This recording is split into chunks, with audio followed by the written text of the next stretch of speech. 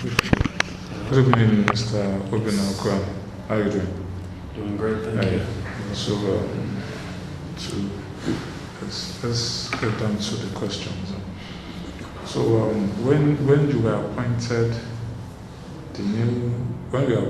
the Chief Digital Officer of Bank of Kigali, and when it was announced, there was quite a handful of applause in the tech space on the continent, Sub-Saharan Africa.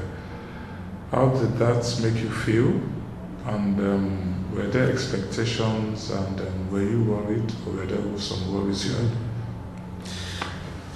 Yeah, thanks. That's a good question. I think it's a mix. Obviously, when such an achievement or appointment or privilege, right, is bestowed upon you and people are celebrating you, you feel proud, right? You're happy. It's like people, I'm being celebrated. It feels good. But then, you realized again that all eyes, at least at that moment, are on you, right? And the role itself is weighty, and the responsibilities and the expectations are great. So failure comes at a high cost, and there can be that concern that, will I live up to the hype, So I think that was definitely something that went through my mind. And I think now, almost 2 years in, I'm no longer driven by, I guess, that external validation per se, right? Rather, I recognize the platform that this is, right? And I recognize the impact that my work can have, So I do my best work, which I think is fairly good work, because of the impact I can make on the people that I'm serving, but also because obviously it reflects very, very well on me if I can use this platform, to its fullest. Interesting. So how has the journey been so far? It has been, let's say, exciting. There hasn't been a dull moment. Obviously, it can be extremely stressful for so many different reasons. Obviously, it's a corporate environment. It's a big organization by many standards. So you have the normal corporate dynamics, but also the nature of our projects, the nature of the work that we do, technology, right, and bespoke technology, really building things from scratch, from design to product management and requirements gathering to software architecture and design and engineering, and even a bit of information technology, DevOps, the whole spectrum. We are a modern technology company within a larger company, right? And a modern technology company within a larger company, which is traditional, right? So the bank itself is not what I call digitally native, but as a division, we are, right? The people here are digitally native. We are designers and product managers and engineers, and we tend to be younger as well. And we're trying to affect change within this organization for the better, but obviously there can be friction for different reasons. And so in that sense, there's always a challenge that you need to rise to, but there's always difficulty as well. So it's exhausting, it can be frustrating, but it is fulfilling, and it is stimulating, and it is full of lessons, and we grow. Also learning curve. Absolutely, a huge learning curve for different reasons. Yeah. So for those who don't know, what's the digital factory about? So the digital factory was set up in 2018. Our boss, the CEO, Dr. Diane Karusisi, she's quite a maverick in many ways. She's brave. She takes a lot of risk. And she pushes beyond where most executives would want to push for whatever reason. So she set this special division up that was meant to deliver on the bank's digital transformation journey or initiative.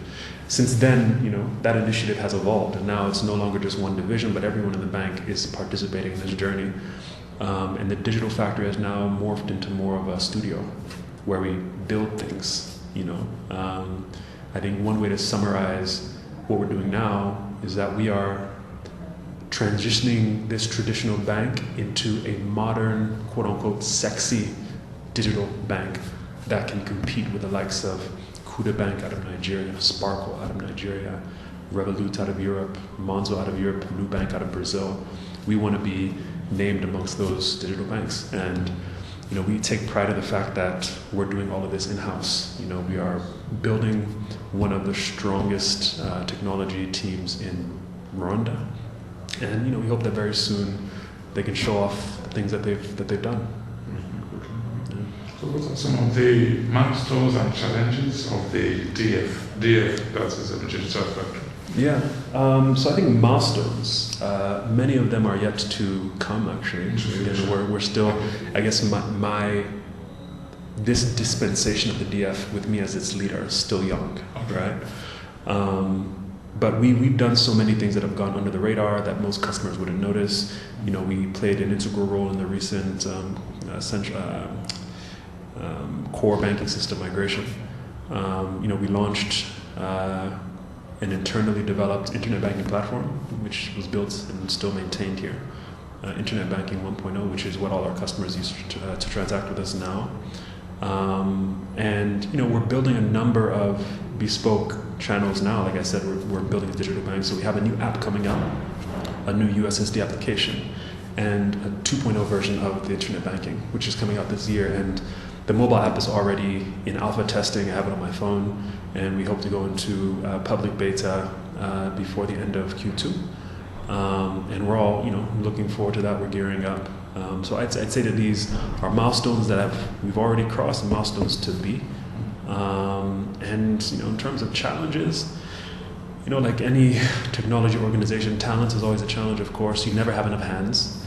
Enough skilled hands, and this isn't the kind of work that you can BS per se, right? Nothing gets done if people don't do anything, right? People have to be good at what they do, and they have to actually work hard to get it done. And finding people that can deliver, with those constraints, it's rare, right? So we're always in the business of recruiting, always in the business of nurturing the people that we already recruited, always in the business of building capacity and training. So even if we hire people who are less skilled, we can bring them up. And I take pride in the fact that we've done that for several of our members already.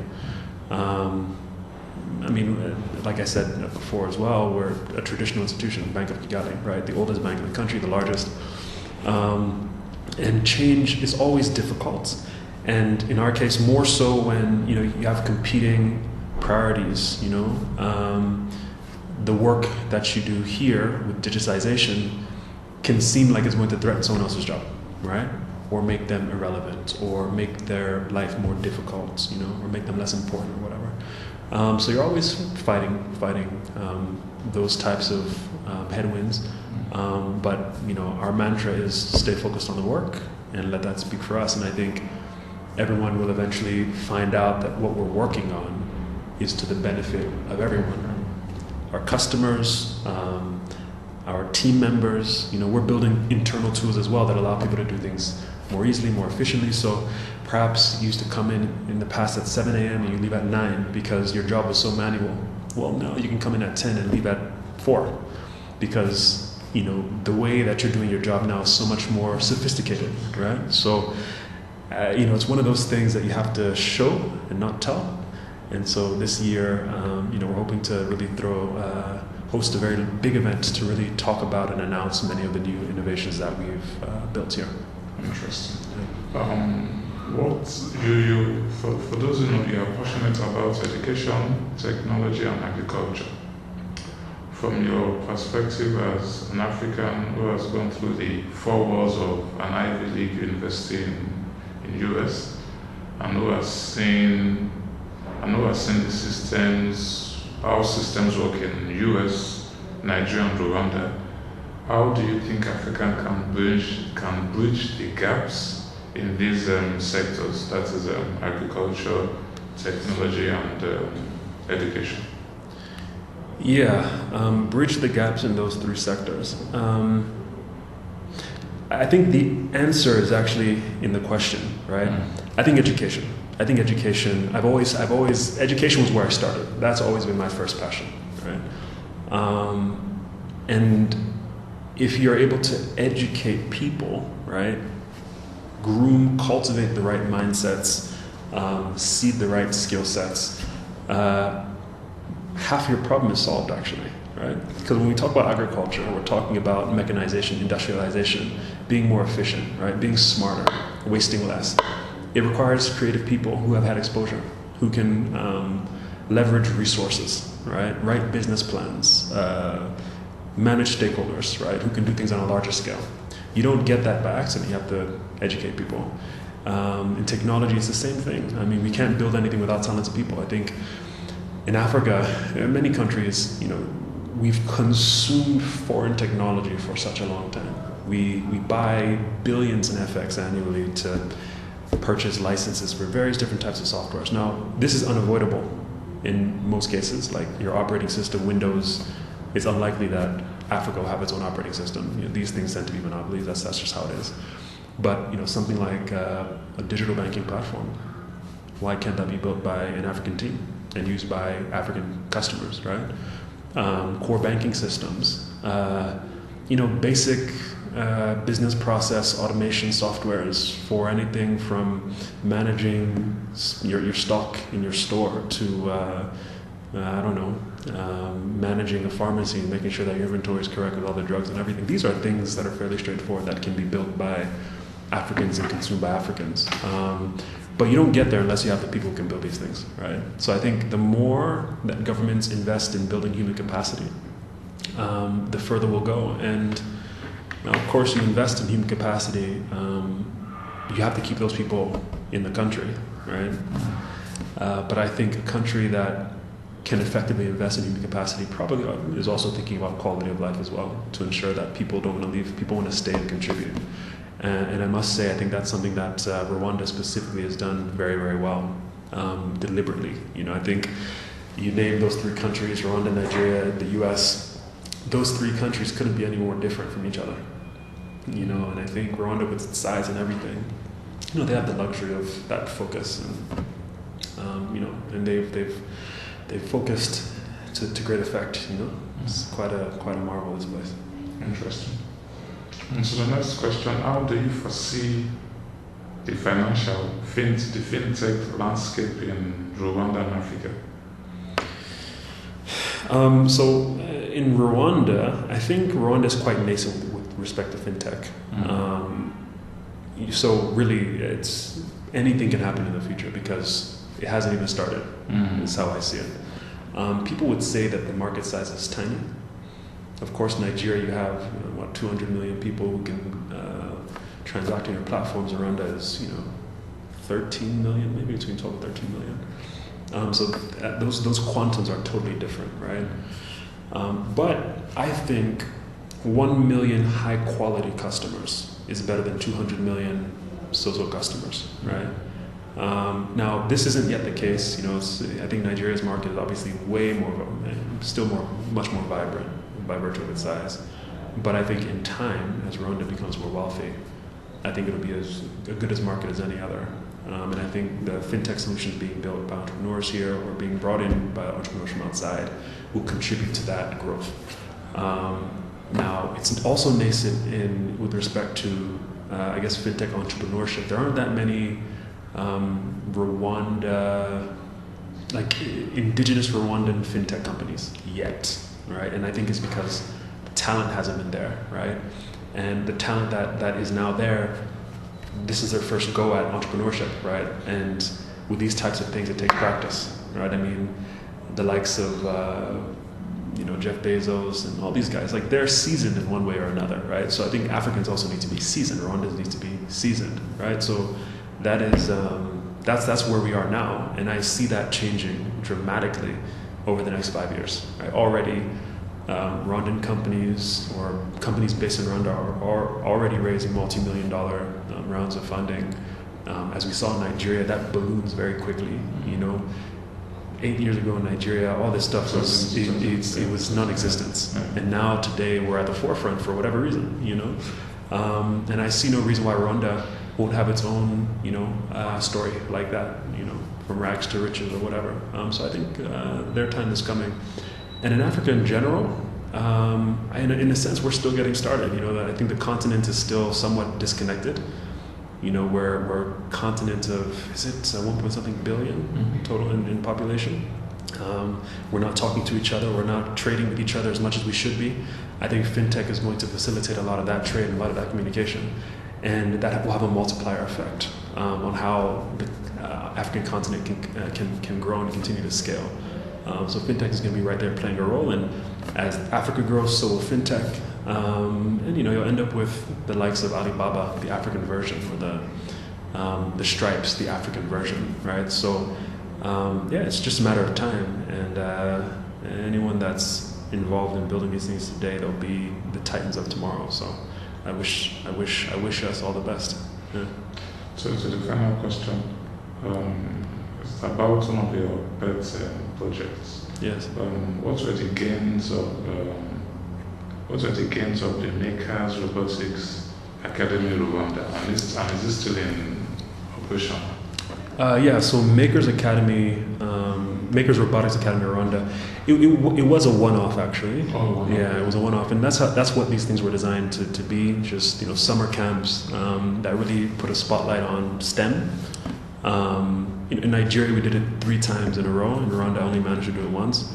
But in all cases, the programs I did in Rwanda, the ones I did in Nigeria, whether it's Makers Robotics Nigeria or Exposure Robotics Nigeria or NESA, I have alumni, scores of them, who are now literally all around the world working for all the companies that everyone has heard of, all these startups raising millions. If you look on some of their rosters, you'll see my alum. There's one guy from Enugu, X-Roll Diamond. He's now one of the better Flutter mobile developers in Nigeria. He's on the Kippa Africa team, right? They just raised like $4 or $5 million the other day. I have people, alumni working at Andela, people working at Flutterwave, all over at banks, playing integral roles in building new software. So, and these things, some of them went on for years, some of them were one-offs, but I think the legacy. If I have a down day and I think about my alum, it always picks me up. Sometimes they'll send me random messages thanking me for my role in where they are today, and when I see them on LinkedIn doing what they're doing, it makes me so happy. So in Rwanda, it's the same. A number of the alumni, they went on to do good things, and the kind of experience that we gave them in those short 4 to 6 weeks is not something that you forget. It leaves an indentation on you. Your expectations change, it's been nothing but positive outcomes from that program. Lovely interview, Obinna. Yeah. Thanks. Yeah, thank you.